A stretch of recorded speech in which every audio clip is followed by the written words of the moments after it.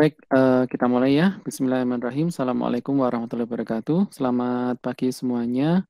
Semoga kita berada dalam keadaan sehat walafiat semuanya ya, selalu dalam lindungan Allah Subhanahu wa taala. Hari ini kita akan masuk ke chapter 8 ya, di mana chapter sebelumnya kita sudah membahas tentang exception ya, exception handling. Kita sekarang di chapter 8 kita membahas tentang struktur data dinamis atau dynamic data structure ya. Ini merupakan termasuk pokok bahasan atau bab yang juga sangat penting ya, khususnya bagi kalian yang nanti akan mendalami atau tertarik di dalam dunia ini data scientist ya atau data analis. Itu Anda harus memiliki pemahaman yang cukup baik di struktur data dinamis ini gitu. Karena nanti di lapangan Anda akan banyak berhadapan dengan struktur data dinamis seperti ini. Ya, nanti ada beberapa macam bentuk data struktur dinamis, apa saja ya. Tapi nanti ada salah satu struktur data yang mungkin kita tidak bahas di semester ini. Ya, kita akan lanjutkan nanti di semester kedua nanti ya. Karena memang tipe-tipenya banyak di Python itu. Kalau nggak salah ada 6 ya, ada 6 struktur data dinamis yang nanti bisa kalian gunakan. Cuma nanti di chapter 8 kita akan membahas 4 saja, ya 4 struktur data dinamis. Yang 2 nanti insya Allah kita lanjutkan di semester kedua, seperti itu. Ketika kita membahas tentang algoritma dan struktur data. Ya. Baik, sebelum kita membahas tentang apa saja struktur data dinamis yang ada di dalam Python, ini terlebih dahulu saya berikan sebuah kasus ya, yang akan menunjukkan pentingnya struktur data dinamis ya. Jadi selama ini sampai dengan chapter 7 kemarin kita sudah membahas tentang bagaimana mekanisme untuk menyimpan data ya, menyimpan sebuah nilai menggunakan variabel yang sifatnya statis ya, yang sifatnya satu variabel itu hanya bisa menampung satu nilai saja gitu. Sehingga ketika sebelumnya misalkan variabel itu sudah digunakan untuk menyimpan sebuah nilai, maka ketika akan digunakan untuk menyimpan nilai yang lainnya, maka nilai yang sebelumnya tadi akan tertimpa kan gitu ya konsepnya ya, yang selama ini kita pahami kan. Nah, ternyata untuk konsep struktur data yang statis itu, yang menggunakan variabel yang statis itu ternyata nanti ada kendala gitu. Contohnya di dalam kasus ini ya. Jadi ini sebuah contoh kasus di mana kita membuat sebuah program yang membaca input 3 buah bilangan, 3 buah data berupa bilangan bulat ya. Kemudian kita mencari rata-ratanya gitu. Jadi di sini kan karena di sini untuk membaca 3 buah data bilangan, maka di sini kita butuh 3 variabel kan gitu ya. Secara garis besarnya ya. Jadi misalkan di sini bil1 ini untuk menyimpan bilangan yang pertama gitu kan. Kemudian bilangan yang kedua kita simpan ke dalam variabel bil2 kan gitu. Kemudian untuk bilangan yang ketiga kita simpan di dalam bil3 gitu ya. Kemudian kita hitung raratanya. Berarti bil1 tambah bil2 tambah bil3 dibagi 3. Gitu ya, tidak ada masalah untuk yang kalau misalkan 3 data seperti ini. Nah, bagaimana kalau 4? Nah, seperti itu. Kalau 4 berarti dengan konsep seperti ini kita butuh berapa variabel paling tidak? Kalau 4 data, 4 bilangan. 4.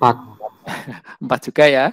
Bil1, bil2, bil3. Dan kita harus mengubah programnya kan gitu ya. Kita harus modifikasi programnya, kita menambah satu variabel lagi, yaitu bil4. Bagaimana kalau 100 data yang kita ingin hitung rata-ratanya? Nah, berarti Anda harus paling tidak bikin 100 variabel bilnya itu kan, bil1, bil2, bil3 sampai dengan bil100 kan gitu. Belum lagi nanti di sini Anda membuat perintah input ini juga 100 kali kan gitu. Belum lagi membuat formulanya di sini. Formulanya jadi panjang sekali nanti. Bil1 tambah bil2 tambah bil3 ditambah dan seterusnya gitu ya. Sampai dengan bil 100. Di sini tidak ada titik-titik ya. Bil1 tambah bil2 tambah bil3 ditambah titik-titik ditambah lagi bil 100 itu tidak bisa. Jadi harus disebutkan satu persatu seperti itu. Nah, tentunya ini menjadi sangat repot gitu ya kalau kita ingin bahwa program kita itu untuk menghitung beberapa data yang sifatnya dinamis seperti itu, ya. Maka di sini untuk membuat, kalau kita ingin kembangkan program ini menjadi program yang bisa fleksibel, artinya dia bisa membaca data berapapun gitu ya, tanpa harus mengubah programnya, maka kita tidak bisa menggunakan konsep variabel statis seperti ini, tidak bisa. Ya, makanya kita butuh sebuah variabel yang dia itu secara struktur data itu dia dinamis. Jadi variabel itu bisa digunakan untuk sebuah variabel bisa digunakan untuk menyimpan data, gitu ya. Berapapun banyak data nggak ada masalah. Jadi cukup satu variabel saja, tapi dia bisa digunakan untuk menyimpan banyak data. Maka kita berbicara tentang dynamic, ya, dynamic data structure seperti itu. Oke ya. Nah, nah berarti di sini dari paparan sebelumnya tadi, maka dapat kita lihat bahwa struktur data dinamis itu merupakan sebuah mekanisme ya untuk menyimpan data, di mana data yang kita simpan itu bisa lebih dari satu nilai dalam sebuah variabel. Ya, jadi satu variabel itu dapat digunakan untuk menyimpan nilai lebih dari satu, ya, lebih dari satu data. Itu. Nah, di dalam Python itu ada 6 ya. Ini kurang satu nih, harusnya satu lagi yaitu array ini. Ini ada yang kurang ya. Nah, ini ada 6. Jadi ada list, kemudian ada set, ada tuple, ada dictionary, ada array, ada data frame. Nah, yang kita akan bahas di mata kuliah ini, ya di semester 1 ini, kita hanya bahas 4 yang pertama ini, yaitu list, set, tuple, dan dictionary. Untuk yang kedua ini, array dan data frame, kita akan bahas di mata kuliah lainnya ya di semester 2, yaitu tentang struktur data dan algoritma nanti. Ya. Oke, nah ini bedanya apa ya, dan karakteristik masing-masing struktur data ini apa? Ya, kita akan lihat berikutnya ya. Tapi untuk yang 4 pertama ini dulu ya. Oke, kita lihat dulu list ya. Oke, list. Mungkin nanti untuk chapter 8 ini kita akan bagi menjadi 2 pertemuan ya, karena agak banyak, karena ada 4 tipe data atau 4 struktur data yang nanti kita akan bahas. Maka untuk pertemuan hari ini ya, itu kita akan membahas dulu tentang list dan tuple dulu ya. Untuk yang set dan dictionary kita akan bahas di pertemuan berikutnya ya, karena agak lumayan banyak ini materinya. Baik. Oke, kita lihat struktur data list ya. Jadi untuk struktur data list itu ini semuanya sama karakteristiknya. Jadi bisa digunakan untuk menyimpan data lebih dari satu ya dalam satu variabel ya. Cuma nanti masing-masing ada bedanya. Nah, untuk yang list ini dia akan dapat diisi dengan beberapa data dan nanti sifatnya dia terurut ya. Urutannya itu nanti menggunakan yang namanya nomor urut indeks. Ya, jadi ibaratnya kalau Anda menganalogikan itu seperti hanya misalkan sebuah penginapan gitu ya, atau hotel gitu kan. Di dalam hotel itu ada beberapa kamar kan gitu. Nah, masing-masing kamar kan ada nomornya ya. Ada nomornya. Nah, ini Anda bisa analogikan seperti itu. Jadi setiap kamar atau setiap ruang yang nanti akan digunakan untuk menyimpan data itu nanti ada nomor urutnya gitu. Nah, untuk yang list di dalam Python itu nomor urut indeksnya itu dimulai dari 0 gitu. Jadi nomor indeks ke 0, indeks ke 1, 2 dan seterusnya. Gitu ya. Jadi kalau indeks ke 0 itu berarti data pertama. Data pertama itu berarti indeksnya adalah 0. Data kedua indeksnya berarti 1, data ketiga berarti indeksnya 2 dan seterusnya. Begitu ya. Nomor urutnya menggunakan indeks dimulai dari 0. Kemudian data yang nanti disimpan di dalam masing-masing ruang itu, di dalam list itu tipe datanya bisa berbeda-beda gitu. Jadi tidak harus sama. Jadi misalkan untuk yang data yang nanti akan menempati indeks ke 0 itu misalkan tipe datanya adalah string. Tapi untuk yang indeks ke 1 nanti diisi dengan data yang tipe datanya adalah number gitu ya. Bisa float, bisa integer seperti itu. Kemudian untuk yang indeks kedua ya, atau data yang ketiga itu misalkan diisi dengan tipe data boolean, itu boleh, tidak ada masalah. Jadi campur-campur seperti itu tidak ada masalah, gitu ya. Oke. Kemudian list ini dia bersifat mutable. Mutable ini maksudnya adalah data yang ada dalam list itu kita bisa tambahkan, bisa kita hapus, bisa kita update datanya, ya, atau diganti dengan di replace ya, diganti dengan data lainnya. Kemudian bisa juga di sorting. Jadi urutannya itu bisa, isinya bisa diubah, diurutkan, di sorting. Itu bisa. Itu sifatnya adalah mutable, maksudnya seperti itu. Ya. Oke. Nah, bagaimana cara mendefinisikan sebuah list di dalam Python? Ya, Anda perhatikan di sini. Ini contohnya ya. Di sini saya punya sebuah variabel namanya buah. Nah, ini dia bertipe atau berstruktur data list. Itu cara nulisnya seperti ini. Jadi data nanti akan diapit dengan tanda kurung siku ya. Kurung siku seperti ini.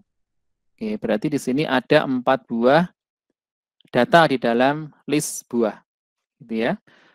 Kebetulan di dalam contoh ini semua datanya dia bertipe data apa ini? Bertipe data apa?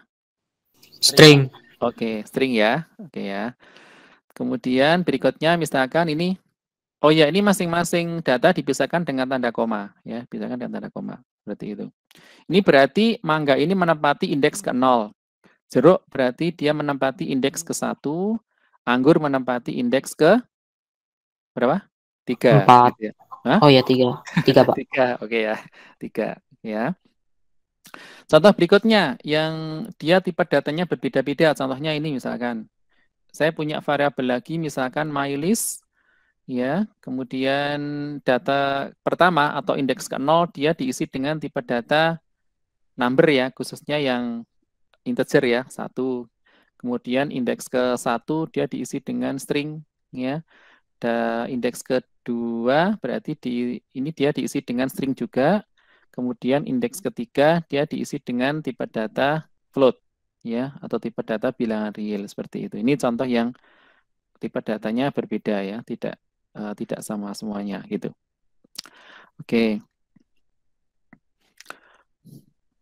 Nah, kemudian setelah kita definisikan sebuah variabel seperti ini misalkan, nah bagaimana cara kita mengakses data atau nilai yang tersimpan di dalam list ini, gitu ya. Jadi bagaimana cara kita mengaksesnya, bagaimana kita membaca masing-masing data di dalam list itu. Nah, maka di sini kita akan bahas bagaimana cara mengakses data di dalam list. Ya, ini ada sebuah contoh, ada list namanya buah, isinya adalah ini, ada mangga, ada jeruk, ada apel, ada anggur. Kalau kita ingin mengakses nilai atau ingin membaca nilai dari atau membaca data di dalam list ya, kita cukup menyebutkan nomor indeksnya saja.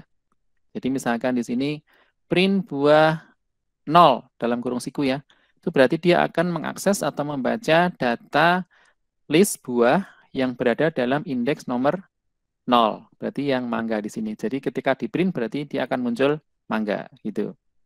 Kemudian buah 1, berarti dia akan mengakses indeks ke-1 dari buahnya, berarti jeruk gitu ya.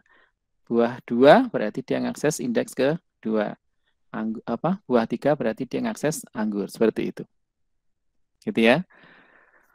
Oke, itu caranya. Berarti kita tinggal sebutkan saja ini nomor indeksnya yang di dalam listnya itu diapit dengan tanda kurung siku seperti ini.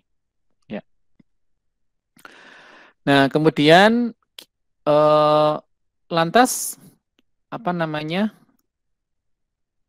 sebenarnya kenapa kok kita mengakses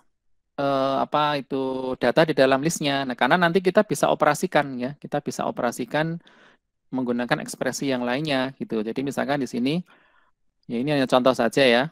Jadi misalkan ada sebuah list isinya seperti ini, 2, 1, hello, main 3 gitu ya, Python gini ya. Ini campur-campur datanya ya. Nah, kita ingin misalkan menjumlahkan data yang ada di dalam indeks ke-0 ditambah dengan 2 misalkan ya. Berarti ini nanti akan menghasilkan 4 gitu ya.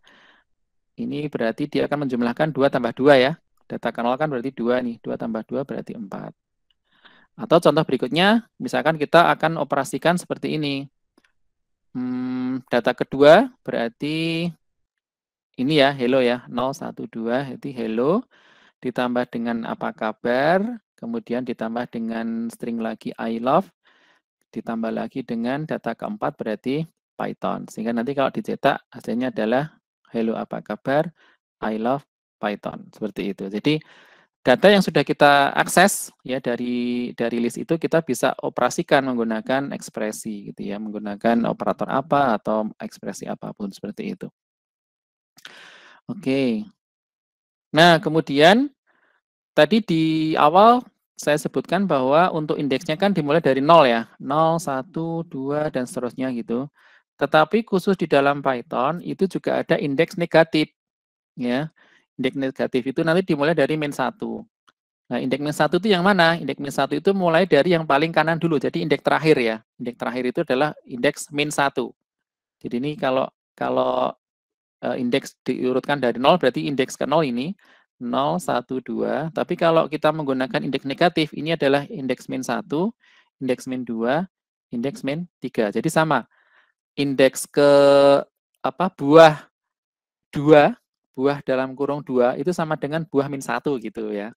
Jadi kita bisa menggunakan indeks indeks yang dimulai dari 0 tadi atau kita bisa menggunakan indeks yang dibaca dari sebelah kanan atau yang paling akhir dulu juga tidak masalah. Ya, bisa dua-duanya sama hasilnya. Oke ya, jadi buah min 1 berarti mangga, buah min 2 adalah jeruk, buah min 3 adalah apel gitu. Nah, ini contohnya nih. Buah min 2 ditambah minum ditambah buah min 2 berarti hasilnya adalah jeruk minum jeruk gitu ya. Jeruk minum jeruk benar ya, min 1 min 2. Oke, seperti itu. Oke, kemudian ini. Data di dalam list itu juga bisa berupa list juga. Itu contohnya seperti ini nih. Ini indeks ke 0-nya berarti yang mana nih? Indeks ke 0-nya.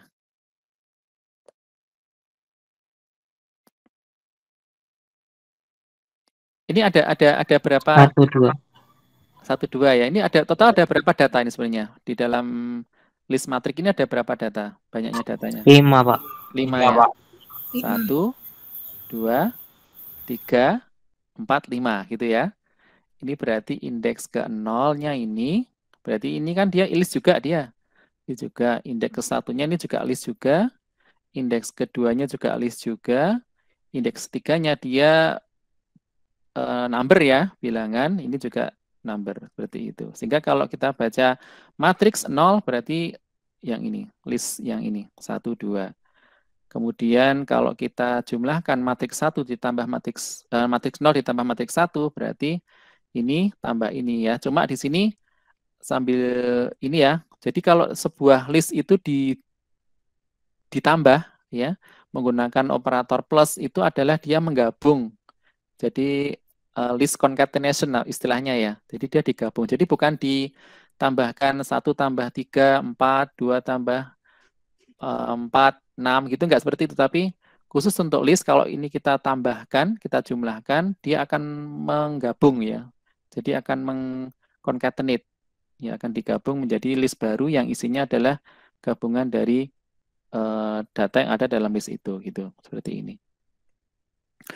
Nah, kemudian bagaimana kalau ini? Jadi ini matriks 0, 0. Ya, ini kenapa kok munculnya 1? Mungkin ada yang tahu? Kira-kira? Karena listnya itu indeksnya ke 0 itu 1,2. Kemudian ada sublistnya lagi, Pak. Ya. Yang ke 0 itu 1, Pak. Oke, ya. Jadi untuk yang angka 0 pertama ini dia menunjukkan indeks ke 0 dari matriks ya, yaitu ini kan, 1, 2 di sini.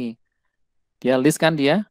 Nah, 0 yang kedua ini berarti dia adalah indeks ke 0 dari ini, dari 1, 2 itu berarti yang 1, seperti itu. Yang ini juga sama. Matriks 21 berarti dia indeks kedua dari matriks ya, 0, 1, 2, berarti 5, 6, 7 ini. Kemudian 1 di sini berarti dia adalah indeks ke-1 dari ini tadi, yaitu yang 6.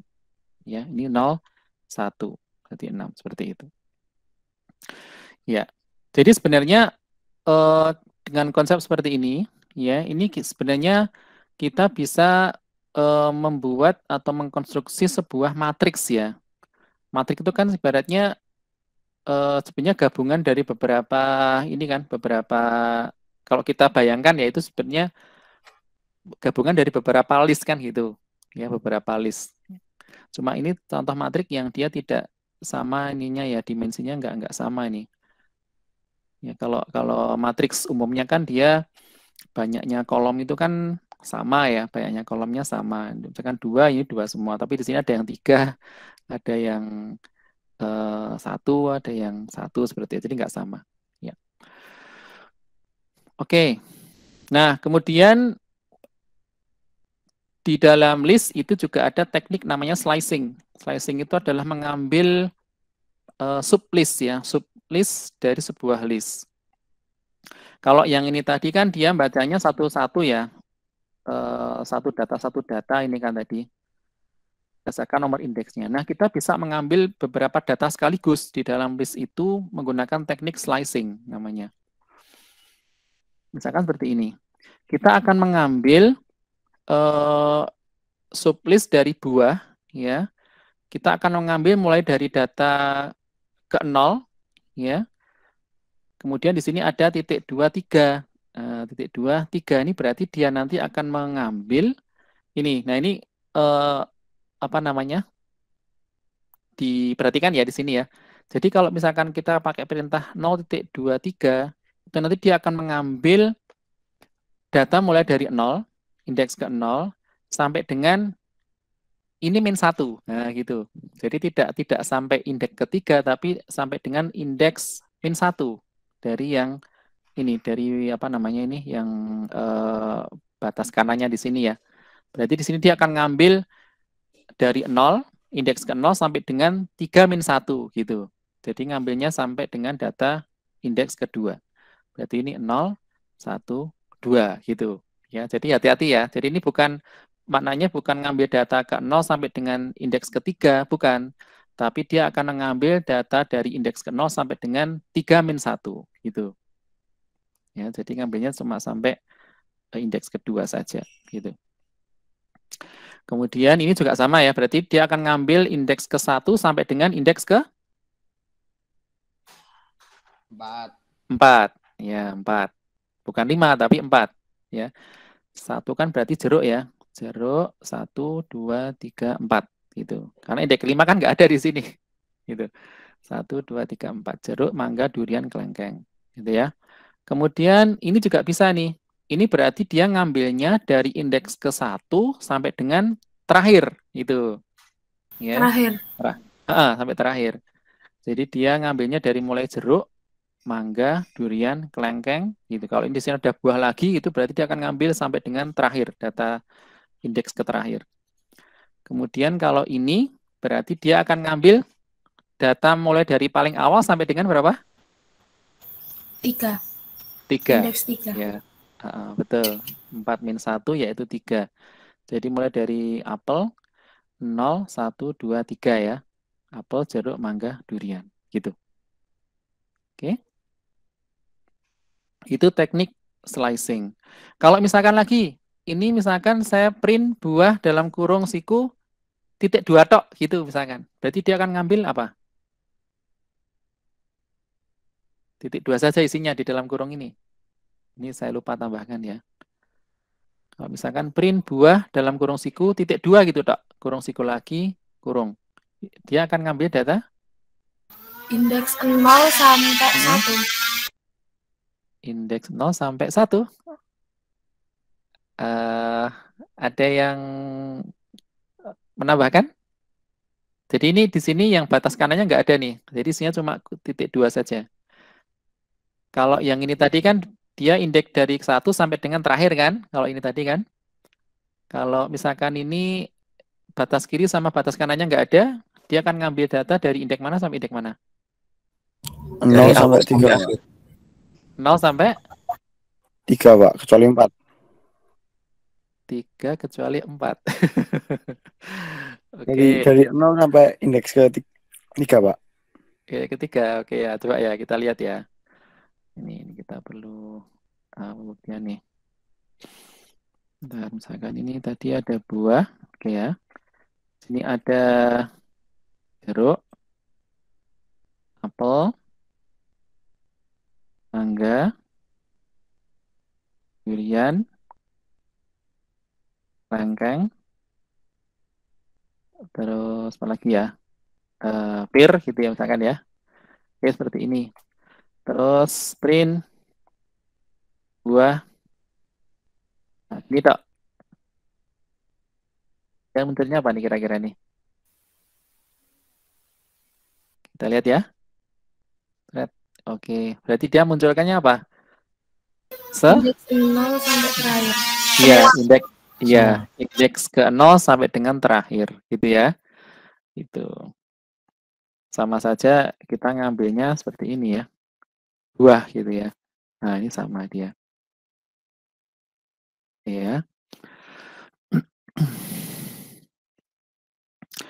Oke.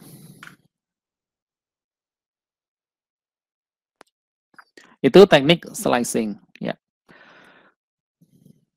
Nah, kemudian karena tadi di awal kan saya sebutkan bahwa list itu dia sifatnya adalah mutable. Mutable itu berarti kita bisa mengubah struktur dari list itu. Mengubah itu maksudnya kita bisa tambahkan data baru ke dalam list, kita bisa hapus data di dalam list, kita bisa mengubah nilai data di dalam list itu ya, mengsorting, itu bisa ya. Nah, termasuk juga nanti kita bisa ngecek apakah suatu data itu ada dalam list atau tidak gitu. Kemudian kita juga bisa mencari data ini di dalam list itu letaknya di indeks keberapa sih, itu bisa ya. Kemudian kita juga bisa melakukan penggabungan list. Tadi sebenarnya sudah ada contohnya tadi ya.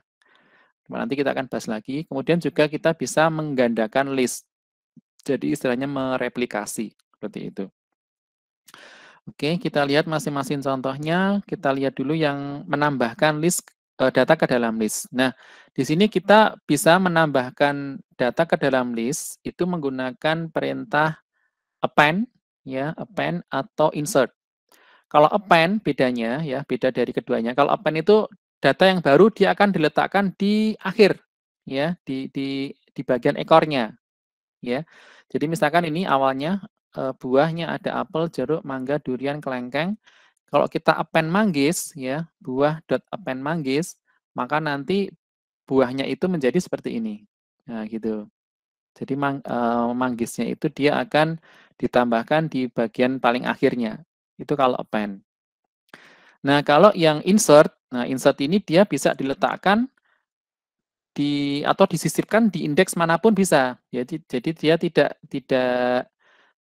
di bagian akhir saja, tapi kita bisa sisipkan di indeks tertentu. Jadi misalkan ini ya, apel, jeruk, mangga, durian, kelengkeng.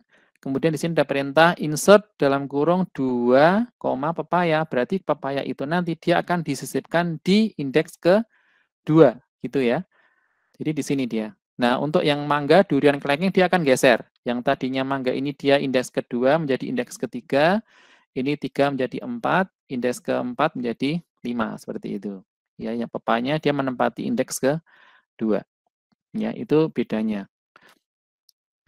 Kemudian, nah bagaimana cara kita mengubah sekarang? Mengubah data yang ada di dalam listnya.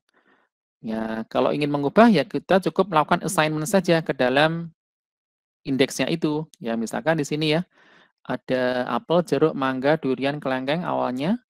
Kita ingin mengubah data yang ada dalam indeks 1 ini menjadi anggur.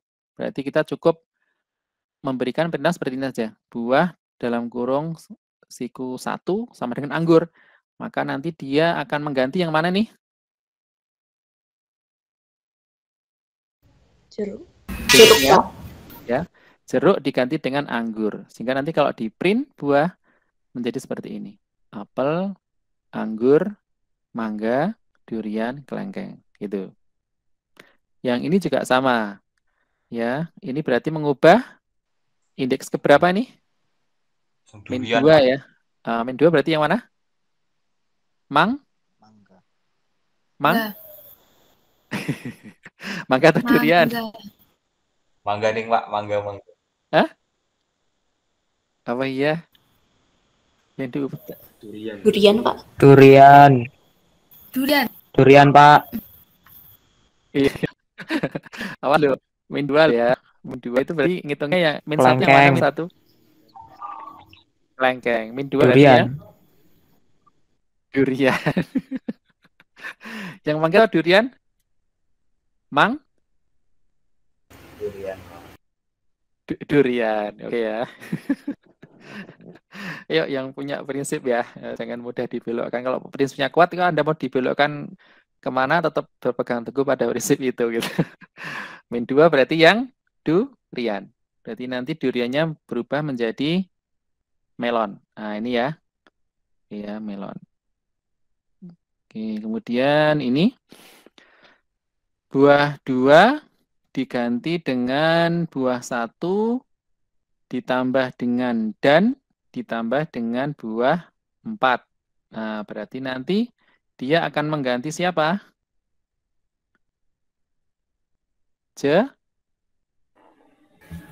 Enggak, Pak. Enggak, Pak. Mangga, oke. Mangga. Mangganya diubah menjadi apa? Anggur dan kelengkeng, Pak. Anggur dan kelengkeng, ya. Kok enggak jeruk? Kenapa kok enggak jeruk? Karena yang ini data- diambil indeks 1, Pak. Nah, indeks satunya kan di sini jeruk kan?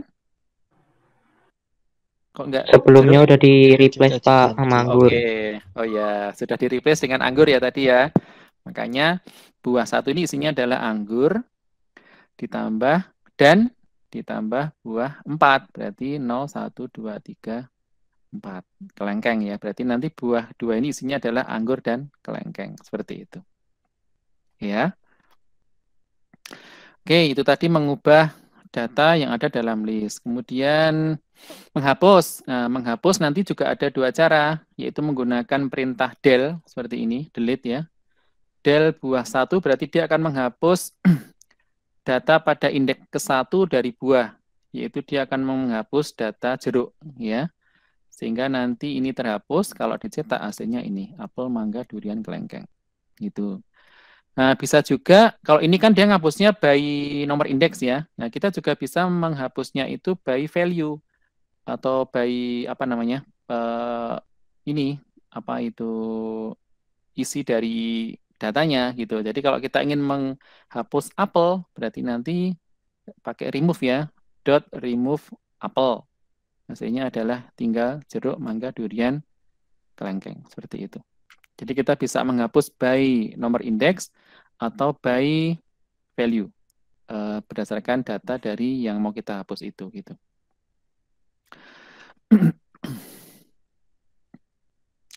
Oke. Nah, kemudian sorting ya. Sorting ini mengurutkan data. Jadi kita mengubah susunan dari list itu menggunakan sorting ya.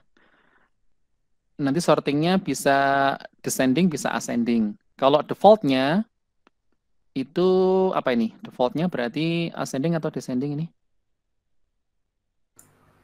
Ascending. Ascending ya, dari kecil dulu. Seperti ini, apel, durian, jeruk, kelengkeng, mangga. Jadi kita gunakan perintah sort. Tapi kalau kita ingin secara descending, maka kita gunakan ini, argumen reverse sama dengan true. Nah ini ya, reverse sama dengan true, maka dia akan mensorting by datanya ini secara descending. Ya, jadi mangga, kelengkeng, jeruk, durian, apel seperti itu. Oke. Berarti ini strukturnya berubah ya, yang tadinya awalnya ini buahnya isinya ini, begitu disorting dan di print lagi hasilnya sudah berubah gitu. Ya, karena dia sifatnya mutable tadi list itu. Kemudian berikutnya adalah mengecek keberadaan data apakah ada dalam list atau tidak. Nah, ini kita bisa menggunakan operator in atau not in. Jadi contohnya ini. Ini hasilnya boolean ya. Untuk operator in dan not in itu hasilnya adalah boolean. Jadi misalkan kita punya list isinya adalah apel, jeruk, mangga, durian, kelengkeng. Kemudian ini kita cetak print pepaya in buah. Nah, berarti nanti di sini hasilnya adalah false. Kenapa? Karena pepaya tidak ada di dalam listnya buah ini. Nggak ada kan ya, berarti hasilnya adalah false. Yang jeruk ini dia true. Kemudian not itu berarti apakah durian itu tidak berada dalam buah, gitu ya. Berarti dia false ya, karena di sini ada, gitu. Kemudian apakah jambu ini tidak ada dalam buah? Betul, karena memang jambu tidak ada dalam listnya itu, gitu. Oke. Kemudian berikutnya adalah mencari nomor indeks. Jadi kita ingin mencari data apakah data itu ada di dalam listnya atau tidak. Kalau ada itu dia indeks keberapa. Kalau ini tadi kan dia hanya ngecek apakah ada dalam list atau tidak gitu ya. Jadi jawabannya ada dan tidak gitu aja. Tapi kalau ini kita mencari nomor indeksnya. Jadi posisi data itu di dalam listnya itu ada di nomor indeks berapa. Jadi misalkan ini ada list apel, jeruk, mangga, durian, kelengkeng. Kita ingin mencari tahu nih, mangga itu letaknya di indeks keberapa. Maka cukup kita berikan perintah seperti ini, buah.index mangga. Maka dia akan menghasilkan nilai 2, gitu ya. 2 seperti ini. Karena dia menempati indeks kedua, 0, 1, 2. Oke. Terus kemudian, nah bagaimana kalau misalkan ternyata datanya tidak ada dalam listnya, maka apa yang akan terjadi? Munculnya adalah error seperti ini. Nah, ini buah.index pepaya, ini kebetulan pepaya nggak ada di dalam list ya, maka dia muncul error seperti ini. Nah, ini kira-kira kalau seperti ini, untuk menghilangkan error seperti ini, kita bisa gunakan apa ini? Exception ya, bisa Try ya. except. Ya, try except, bisa ya. Jadi untuk misalkan nanti Anda dihadapkan sebuah kasus yang melibatkan pencarian indeks itu di dalam sebuah list, maka untuk menghindari kalau misalkan ternyata data itu tidak ada dalam listnya, ya supaya tidak muncul error seperti ini, Anda bisa pakai exception, ya, try except itu, gitu. Oke, next berikutnya. List concatenation tadi sebenarnya sudah ya. Jadi kita untuk menggabungkan list itu kita bisa menggunakan operator plus seperti ini. Ya. Maka dia akan dihasilkan list baru yang isinya adalah gabungan dari dua list itu. Contohnya misalkan ini ya. 2, 3, 4, list 1. Kemudian list 2 isinya adalah Amir, Budi, Cici. Kalau kita jumlahkan hasilnya adalah seperti ini. Gitu ya. Nah, Pak, sekarang bagaimana caranya supaya nanti kita ingin menjumlahkan jadi misalkan ini ya, kita punya list A itu isinya adalah 3, 4, 5 gitu, kemudian B isinya adalah 1, 2, 3.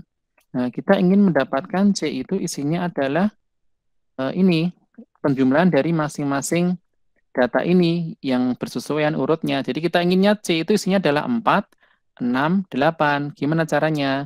Nah, khusus untuk list itu tidak ada operator yang langsung kita bisa gunakan untuk menjumlahkan masing-masing data ini. Nggak bisa ya. Kecuali kalau nanti kita berbicara tentang array. Kalau array ada. Jadi array itu kalau misalkan ini A, B itu dia ada tipe data array, kita bisa langsung jumlahkan seperti tadi. Plus gitu otomatis dia akan menjumlahkan, kita dapatkan 4, 6, 8 seperti itu. Ya, tapi kalau untuk list ini nggak bisa, ya. Jadi kalau kita gunakan plus seperti ini, dia akan menggabungkan listnya itu, gitu. Jadi tidak kita jumlahkan ini per data ini nggak bisa, ya. Kecuali kalau kita nanti pakai array, nah array dia baru bisa, gitu ya. Nah untuk menjumlahkan ini kita harus kalau kita ingin jumlahkan ya, kita ingin mendapatkan list C yang isinya adalah 4, 6, 8. Itu kita harus bikin program sendiri, jadi tidak bisa langsung menggunakan plus seperti ini, gitu. Oke. Itu list concatenation, kemudian replication. Replication itu berarti kita bisa kalikan dengan sebuah skalar ya, dengan sebuah bilangan bulat positif seperti ini ya. Misalkan list 1 isinya ini Ini kalau kita kalikan 3 berarti nanti kita dapatkan list yang isinya replikasinya. Jadi diulang 3 kali ya. 1, 2, 3, 1, 2, 3, 1, 2, 3. Seperti itu. Ya. Itu. Oke, nah itu tadi tentang beberapa penjelasan tentang karakteristik list ya. Jadi list itu sifatnya adalah mutable ya, mutable. Kemudian kita bisa berikan perintah untuk menambahkan data ke dalamnya, menghapus data ke dalamnya, menghapus data ada dalam listnya itu, mengubah nilainya, mensorting dan sebagainya itu bisa. Ya. Oke, sekarang kita akan melihat studi kasusnya ya, studi kasus yang menerapkan list itu. Ini sebenarnya mirip seperti yang studi kasus yang di awal tadi ya. Nah, cuma ini kita akan kembangkan sehingga nanti dia bisa membaca beberapa data input bilangan. Kalau tadi kan terbatas hanya 3 saja karena keterbatasan variabel tadi kan. Maka di sini kita bisa kembangkan menggunakan listnya itu sehingga dia bisa membaca beberapa data bilangan. Berapapun data bilangan tidak ada masalah. Kita tidak perlu mengubah programnya gitu ya. Oke. Buatlah program Python yang bisa menerima beberapa input bilangan kemudian menampilkan rata-ratanya. Nanti input data diakhiri jika bilangan yang diinput adalah 0. Jadi contohnya seperti ini ya. Jadi ada yang request ya.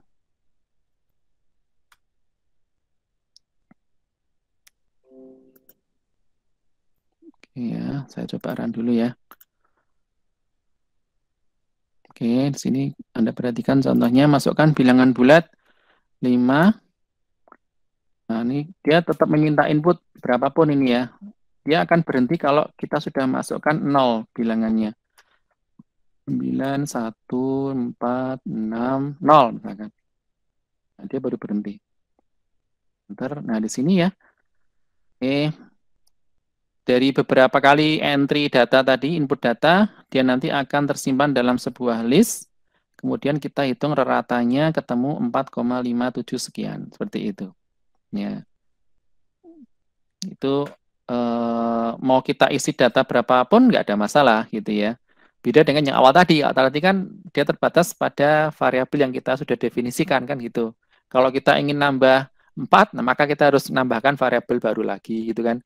Ingin supaya bisa menerima 5 input, nah berarti kita harus modifikasi programnya, tambahkan variabel lagi kan seperti itu. Kalau ini dia bisa dynamic, ya bisa berapapun data yang kita enter nggak ada masalah. Oke ya, kita lihat source code-nya seperti ini nih. Kelihatan ya ini ya. Oke, di sini kita akan mencoba menerapkan list ya, list. Maka di sini saya buat list namanya data. Ini data ini mula-mula kosong isinya listnya. Ya, datanya kosong dulu, nggak ada isinya. Nah, baru kemudian nanti data itu akan diisi ketika input data. Maka di sini saya panggil input data, fungsinya ya. Nah, isinya istilah seperti ini, input datanya. Jadi saya pakai looping aja. Looping while true, dia akan baca bilangan bulatnya. Selama bilangannya itu tidak 0, ya, maka dia akan akan memasukkan ya atau menambahkan bilnya itu ke dalam data gitu ya, ke dalam list data itu. Yang ini tadi yang awalnya blank tadi ya, 0 tadi. Ini ditambahkan satu persatu menggunakan perintah data.append bill. Bill itu adalah yang dari inputnya itu gitu. Tapi kalau datanya dia diisi dengan 0, maka break. Berarti loopingnya selesai. Gitu aja. Oke, kemudian berarti setelah input data selesai kan berarti kita akan dapatkan list data itu dengan isi data-data yang kita masukkan tadi ya. Dari inputnya itu gitu. Nah, setelah input data selesai, baru dihitung raratanya. Di sini panggil hitung rarata, isinya adalah seperti ini. Oke ya, hitung rarata. Jadi untuk menghitung rata kan kita harus jumlahkan dulu datanya gitu ya. Data pertama tambah data kedua tambah data ketiga dan seterusnya gitu kan. Berarti di sini kita bisa pakai looping di sini menjumlahkannya. Jadi tidak kita bikin formula satu persatu gitu ya. Data 0 tambah data 1 tambah data 2 tambah itu kan nanti menjadi ini kan nanti menjadi apa namanya manual lagi kan. Kita harus buat rumus yang panjang. Nah, di sini kita pakai looping saja. Pakai looping for i in range. Dia berarti dia akan melooping sebanyak banyaknya data. Ya, banyaknya data yang ada di dalam list data itu gitu. Jadi dia otomatis akan melooping banyaknya penjumlahan itu akan banyaknya loopingnya itu akan menyesuaikan dari banyaknya data yang ada di dalam list data. Jadi pakai perintah ini. For i in range length. Nah, sekaligus ini saya tunjukkan perintah di dalam Python ya. Di sini ada perintah len. Ini berarti dia adalah untuk mengetahui banyaknya data yang ada di dalam list itu gitu. Jadi kalau misalkan di dalam list data itu ada 10 data, maka length data itu isinya adalah 10 gitu. Ya. Len. Oke. Kemudian ini dijumlahkan ya. Sum sama dengan sum ditambah data gitu. Jadi nanti ada looping di situ ya. Jadi nanti data mulai dari data ke-0, data ke-1, data ke-2, tambahkan satu persatu. Nah, ini setelah selesai, baru nanti kita dapatkan sum totalnya.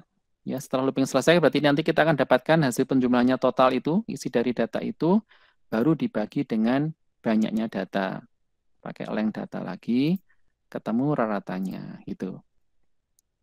Jadi, I-nya nanti dia bergerak dari 0 ya. 0, 1, 2, 3 sampai dengan ini length min data min 1 gitu, sama seperti yang konsep yang tadi yang slicing itu ya. Jadi kalau misalkan length-nya itu dia 5 gitu misalkan, maka dia akan bergerak dari 0, 1, 2, 3 sampai 4 gitu. Jadi sampai dengan length data min 1 gitu. Oke. Barangkali ada yang mau tanyakan, silakan.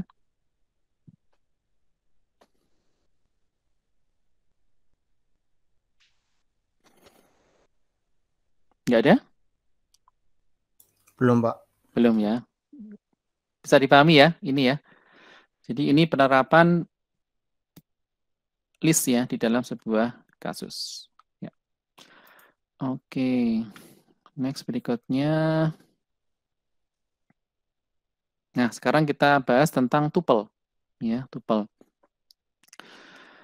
Tuple itu apa dan bagaimana kalau kita bandingkan dengan list ya, perbedaannya apa? Ya. Tuple ini juga merupakan struktur data dinamis juga di dalam Python. Dan dia secara struktur mirip seperti list, jadi dia terurut juga, ada nomor indeksnya juga. Tetapi dia sifatnya adalah immutable. Nah, kalau tadi list itu dia mutable, tapi kalau tuple dia immutable. Maksudnya apa? Maksudnya adalah bahwa data yang nanti sudah tersimpan dalam list itu tidak bisa ditambah lagi. Jadi setelah kita definisikan list itu isinya adalah datanya adalah tertentu gitu ya. Nah, nanti setelah itu kita nggak bisa nambahkan lagi, nggak bisa. Jadi kita berikan perintah append atau insert itu nanti nggak bisa gitu. Terus kemudian juga kita tidak bisa mengubah data yang ada dalam tuple juga nggak bisa, ya. Kemudian kita nggak bisa menghapus data yang ada dalam tuple, ya. Kemudian kita juga tidak bisa melakukan sorting. Jadi struktur data atau urutan data di dalam list di dalam tuple itu diurutkan pakai sorting juga nggak bisa, gitu. Ini yang membedakan antara list dengan tuple, ya. Secara struktur sama dia. Jadi ada nomor indeksnya juga, kemudian nanti cara memanggilnya juga sama, pakai kurung siku itu, yang dipanggil nomor indeksnya gitu, sama. Tapi yang membedakan adalah dia immutable. Jadi kita tidak bisa mengubah isi dari data yang ada di dalam tuple-nya itu. Ya. Kemudian perintahnya juga bisa untuk mendefinisikan tuple, ini juga berbeda dengan list ya. Kalau list tadi kan menggunakan kurung siku kan tadi ya. Kalau tuple itu menggunakan kurung biasa seperti ini. Ya, contohnya ini. My tuple isinya ini.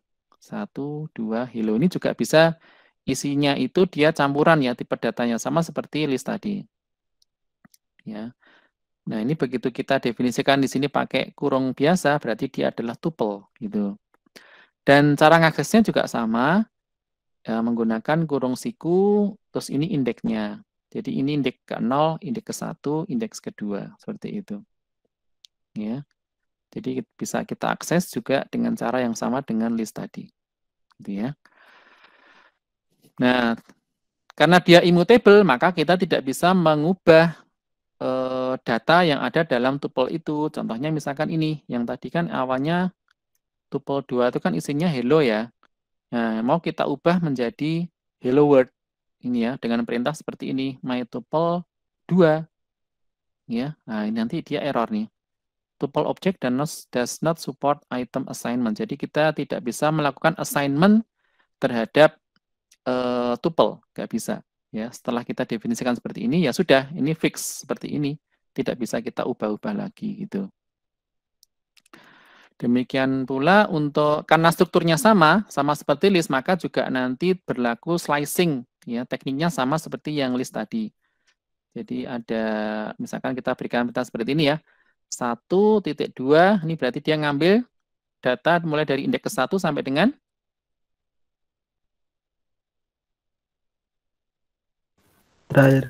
terakhir. Oke. Kalau ini mengambil data dari indeks ke 3 sampai awal. 3 sampai awal. 2 indeks kedua. Ada yang mau membetulkan? Ini data keberapa mulainya?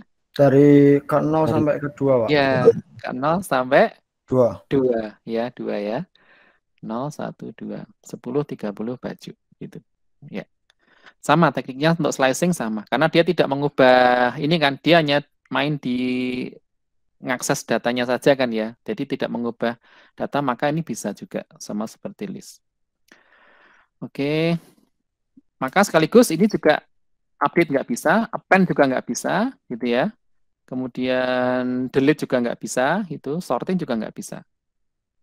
Jadi dia hanya bisa diakses saja pakai slicing atau pakai yang ini tadi. Ya, kita langsung panggil indeksnya. Nah, kemudian tuple itu ternyata bisa dikonversi ke dalam bentuk list, ya, dan juga kebalikannya. Jadi list bisa dikonversi juga ke tuple, tuple bisa dikonversi ke list gitu. Contohnya seperti ini.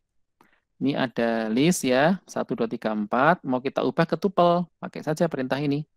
Tuple dalam kurung my list. Maka nanti kalau kita cetak my tuple, hasilnya adalah ini. 1, 2, 3, 4. Ini pakai kurung biasa munculnya. Sehingga dia sudah berubah menjadi tuple ya, ini ya, my tuple-nya. Yang awalnya ini diubah menjadi ini gitu. Demikian pula sebaliknya. My tuple-nya awalnya tuple seperti ini ya, dalam kurung seperti ini, diubah menjadi list pakai perintah list dalam kurung my tuple, maka nanti my list-nya berubah menjadi list seperti ini gitu. Jadi kita bisa mengkonversi jenisnya ya, jenisnya dari tuple ke list atau list ke tuple, itu kebalikannya. Nah, kemudian ini beberapa perintah yang kita bisa berikan kepada tuple ya. Ini semua tidak mengubah dari struktur dari data dalam tuple itu. Maka ini bisa ya. Misalkan ini ya, count X. Nah, ini dia akan menghitung banyaknya elemen X di dalam tuple-nya itu. Kemudian termasuk juga mencari nomor indeks. Ini kan di list tadi kan juga bisa ya ini ya. Count juga bisa. Ini juga list juga bisa dia. List juga kita bisa berikan count juga. Kemudian length sama seperti list tadi ya, length itu untuk menghitung banyaknya data yang ada dalam tuple. Max ini untuk mencari nilai maksimum dalam tuple. Ini juga di list juga bisa nih, dicari max-nya. Tapi ini khusus untuk yang elemen datanya sama semuanya ya, datanya ya, tipe datanya. Min ini juga bisa, sum juga bisa. Ini untuk menjumlahkan semua data. Lu Pak, berarti tadi yang menghitung ini tadi bisa pakai sum nggak Pak? Yang ini tadi, yang programnya tadi. Ini tadi kan kita jumlahkan pakai looping ya. Nah, ini kan, berarti ini kita pakai sum, bisa nggak Pak? Bisa saja, nggak masalah gitu ya. Bisa juga. Ini saya akan hanya menunjukkan bahwa kita bisa melakukan iterasi terhadap data yang ada di dalam list itu. Maka saya buat looping seperti ini. Kalau Anda mau pakai print function sum ini juga nggak ada masalah. Nah, tadi. Nah, ini juga nggak ada masalah. Gitu.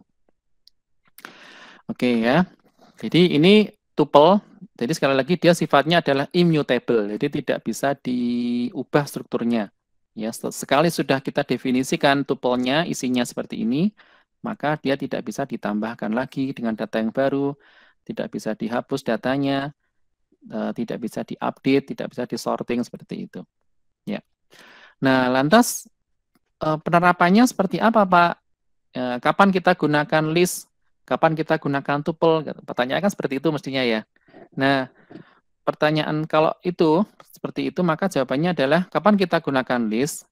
Yaitu ketika sekiranya data yang kita mau simpan ke dalam sebuah variabel itu kalau misalkan dia itu bisa bertambah, bisa dikurangi, ya bisa diubah, ya kita gunakan list. Seperti yang tadi ya, yang contoh kasus yang tadi. Yang ini tadi, kalau ini tadi kan dia memang datanya bisa bertambah datanya ya. Datanya bisa bertambah. Maka ini lebih enak kita pakai dari dua tadi pilihan tadi, list dan tuple. Maka ya ini paling cocok yang menggunakan listnya karena datanya bisa bertambah kan gitu. Kita nggak bisa pakai tuple kalau dalam kasus yang ini gitu. Nah, tapi kalau misalkan datanya itu memang sudah fix di awal ya, sudah didefinisikan di awal dan tidak bisa diubah lagi, maka lebih enak kita pakai tuple. Meskipun sebenarnya pakai list juga bisa ya, cuma konon katanya itu dari referensi yang pernah saya baca itu kalau menggunakan tuple itu untuk processingnya dia bisa lebih cepat gitu. Maka kelebihan tuple ada seperti itu. Maka kalau misalkan kita sudah definisikan sebuah data itu isinya adalah fix ya, tidak akan pernah berubah, maka lebih tepat kita gunakan tuple karena dia dari sisi processingnya ya, lama processingnya dia lebih cepat dibandingkan kalau kita menggunakan list gitu ya. Jadi masing-masing ada kelebihannya. Kalau list tadi kelebihannya dia bisa mutable ya, bisa ditambah, bisa dikurangi gitu. Tapi mungkin dari sisi kecepatan proses dia tidak lebih cepat dibandingkan tuple. Kalau tuple kelebihannya dia bisa lebih cepat, tapi kelemahannya adalah dia memang didesain untuk kasus yang datanya sudah fix ya, tidak berubah lagi seperti itu. Oke, nah saya berikan contoh ya, contoh lagi di sini penerapan dari tuple ya. Cuma nanti penerapan tuple ini saya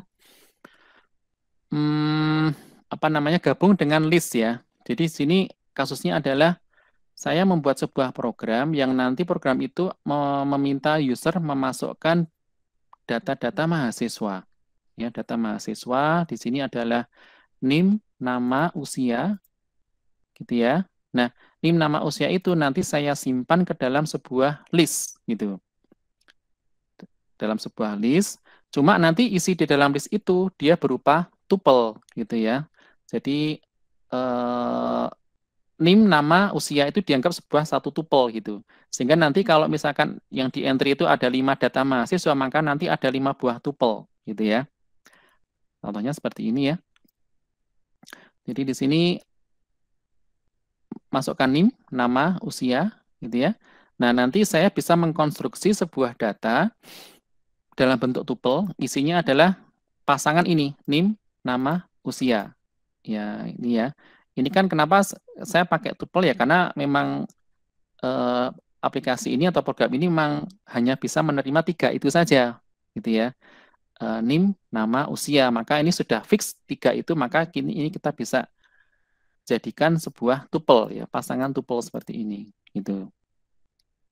Nah, kemudian di sini saya anggap tuple ini namanya adalah data. Ya, data mahasiswa, data satu mahasiswa. Nah, data tuple itu nanti saya append ke dalam list. Listnya adalah data mahasiswa di sini. Maka di sini saya buat list ya. Pertama data mahasiswa dia kosong dulu isinya, nggak ada isinya. Nanti begitu mulai di entry, nanti dia akan diisi tuple-tuple ini, gitu. Tupel-tupel itu. Terus gitu ya. Kemudian nanti setelah selesai dia akan mencetak atau menampilkan setiap data yang ada dalam list data mahasiswa itu menggunakan looping lagi di sini ya. Nah, seperti ini. Ini menampilkan data mahasiswa ke 0, ke 1, ke 2, seperti itu ya. 0, 1, 2, nanti I-nya dia bergerak ya, dari 0, 1, 2, sampai dengan panjangnya berapa nanti data mahasiswa itu, gitu. Nah, berarti kan di situ saya pakai list. Kenapa? Karena data mahasiswa nanti bisa berkembang kan, bisa bertambah, maka saya pakai list, gitu. Tapi isi datanya cuma ada 3 saja masing-masing itu, saya gunakan tuple di sini, gitu. Nah, untuk cara ngaksesnya sama ya. Ini 0 itu berarti adalah NIM-nya. Itu kan ini data ke 0 dia. 1 berarti dia adalah nama mahasiswa. Kedua adalah yang usianya. Seperti itu ya. Ini ketika saya run, hasilnya adalah oke, masukkan NIM. K001 misalkan. Namanya adalah Budi. Usianya misalkan 16 tahun. Oke ya, input lagi, yes. K002. Nah, ini dianggap satu tuple dia ya. Ini satu tuple dia. Kemudian Iko, umurnya 17 gitu. Yes lagi. 003. Misalkan Dedi. Usianya 18 seperti itu ya. Terus misalkan no ya. Oke, nah di sini ya. Bisa menampilkan seperti ini. Ini data yang pertama, data kedua, data ketiga. Gitu. Yang K001 ini diambil dari data ke-0 dari listnya, khususnya untuk NIM-nya itu adalah data ke-0 dari tupelnya itu. Gitu. Yang ini data ke-0, ya, tapi tupel yang ke-1, indeks ke-1, dan seterusnya. Gitu ya. Nah, ini kalau kita coba tampilkan isi tupelnya ya.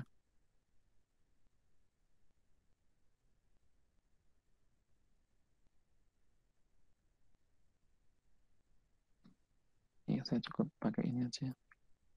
Ini kita lihat strukturnya yang ada dalam data mahasiswa itu setelah kita entry itu seperti apa. 001, Budi, 16. Yes. K002, oh, 17. Yes. K003, jadi 18. Nah, isi datanya seperti ini dia. Ini dia berupa list ya. Ini kan berupa list nih. Nah, untuk datanya dalam list itu dia masing-masing bentuknya tuple. Ini tuple pertama, tuple kedua, tuple ketiga gitu. Nah, gitu. Gitu.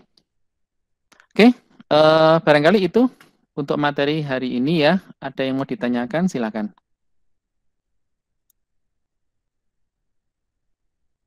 Ada yang bertanya? Sudah cukup jelas kah? Permisi, Pak. Ya, silakan. Itu perbedaan len sama kon itu apa ya, Pak? Perbedaan length. Oh ya, kalau kon itu dia menghitung banyaknya elemen, Mas. Jadi jadi misalkan gini ya.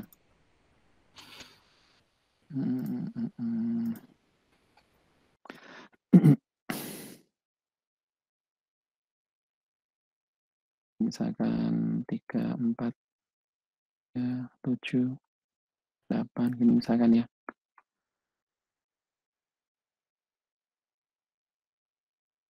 Nah, gini misalkan. Jadi dia kalau count 3 itu berarti dia akan menghitung banyaknya 3 di dalam list atau tuple itu ada berapa gitu, Mas. Berarti kan sini ada 2 ya. 1, 2 gitu. Tapi kalau length itu dia akan menghasilkan banyaknya data di dalam list atau tuple itu. Kalau length A berarti dia 5. Berarti dia menghitung banyaknya total data yang ada dalam list atau tuple-nya gitu, Mas. Tapi kalau count itu dia akan digunakan untuk menghitung banyaknya elemen ini di dalam tuple atau listnya itu berapa gitu, Mas. Beda ya? Iya, Pak. Oke, ya. Ada lagi yang ditanyakan? Pak. Ya, silakan, Mas. itu yang itu tuple tadi loh Pak. Yang ASN, if ASN in N itu gimana tuh Pak?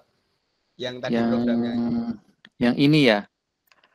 Ya, ini contoh lain dari tuple Mas ini Mas. Jadi di sini saya ingin menerapkan tadi kan di dalam tuple tuh di dalam list tadi kan ada in dan not in ya tadi ya. Oke ya. Nah, ini saya juga terapkan juga di dalam ini. Jadi ketika si user nanti mengisikan jika yang diisikan itu n kecil atau n besar, maka break. Nah, cuma di sini saya menyajikan bentuk syaratnya di sini saya menggunakan in gitu ya. Ini kan juga sama. Jika jawaban si user itu kalau n besar, maka kalau n besar kan berarti ada di sini kan? Nah, berarti dia true kan berarti? Berarti nanti break gitu. Kalau si user itu dia mengisikan n kecil, maka ini juga ada di dalam tuple ini kan dia. Nah, berarti dia true lagi, berarti nanti break juga seperti itu. Ini sebenarnya alternatif dari seperti ini. Ans sama dengan n gitu kan ya. Ini or seperti ini kan, sama toh? Sama enggak? Jika jawabannya itu n besar atau n kecil kan gitu ya, maka break. Nah ini saya coba tidak menggunakan seperti ini, tapi saya mencoba menerapkan tuple tadi. Ya, jadi ans in kan tadi ada operator in kan tadi di dalam tuple atau list ya. Cuma di sini saya pakai tuple ya. N yang besar dan juga n kecil isinya. Jadi kalau jawaban dari si user itu dia ada di dalam ini, entah itu n besar atau n kecil, maka nanti break gitu. Gitu Mas. Iya Pak. Iya. Ada lagi? Kalau ini kan bisa lebih singkat ya, lebih pendek gitu daripada kalau pakai apa or tadi ya. If ans sama dengan n or itu kan nanti panjang banget. Kalau misalkan itu atonya itu panjang kan nanti bisa panjang banget nanti. Nah, kalau ini kan tinggal nambahkan aja di sini. Tapi kalau misalkan kita ingin jawabannya misalkan sini ada T juga. Kalau misalkan si user itu tidak menjawab no tapi tidak misalkan ya. Nah, berarti kan kita bisa tambahkan seperti ini nih. Jadi kalau nanti si user itu memasukkan T besar atau T kecil ya dia akan break juga. Nah ini. Ini ya. Misalnya jawab T gitu ya. T tidak gitu ya. Nah, dia juga break juga gitu, sama. Kalau kita pakai OR nanti juga panjang banget nanti OR-nya sampai 4 kali nanti ya. Ini, OR ini, OR ini, OR ini kan gitu panjang gitu. Tapi kalau yang seperti ini kan bisa lebih simple. Ya. Ada lagi yang mau ditanyakan? Tidak, Pak. Sudah cukup ya. jelas, Baik, Pak. Oke, ya. Baik, kalau nggak ada, saya kira cukup. Kita bisa akhiri dan semoga bisa dipahami dengan baik ya. Dan insya Allah kita lanjutkan besok. Ya, sekian dari saya. Kurang lebihnya saya mohon maaf. Assalamualaikum warahmatullahi wabarakatuh. Waalaikumsalam warahmatullahi wabarakatuh.